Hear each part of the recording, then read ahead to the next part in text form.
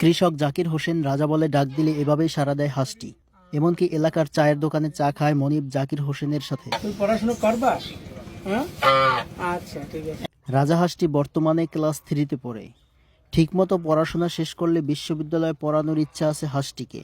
পিরোজপুর জেলার নাজিরপুর উপজেলায় পূর্বযুগিয়া গ্রামে কৃষক ও দিনমজুর জাকির হোসেন যেখানেই যাবে রাজা হাঁসটি তার সাথে সাথে যাবে। এই হাঁসটাই ডাকলে চলে আসে না?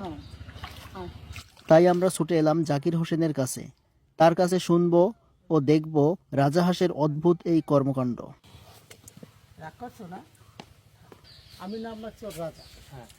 যেহেতু রাজা রাখছি, ও রাজা তোর নাম আছে, তারপর আমি রাজা রাখছি যে আমি রাজাকে ডাক দিলে ও চলে আসবে। মূলত আমার কথাটা বসতো। আমরা শুনছি যে ও নাকি চা খায়। চা খায়, তারপর স্কুলে ক্লাসে যায়, যাইয়া ওই বাচ্চাদের সাথে ঘুরে ফিরে আবার চলে আসে।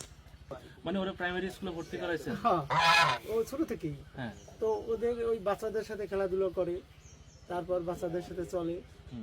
বিশেষ করে আবার আমি যাই যখন, তখন ওই ক্লাসে যাই, ও যায়। স্কুলের বিষয়টা বলেন তো একটু। স্কুলের বিষয়টা হচ্ছে যে ও বাচ্চাদের সাথে ক্লাসে যাবে।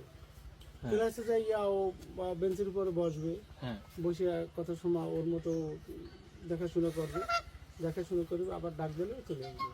ওরা কি পড়াশোনা করতে পাঠান নাকি? পড়াশোনা মূল উদ্দেশ্য তো পড়াশোনা। আসলে ঠিক যে ওর পড়াশোনা কতটুকু করাইতে পারবো কি পারবো না, আশা আছে যে ওর পড়াশোনা করাবো আমি। এটা আমার বিশ্বাস যে ও যখন আমার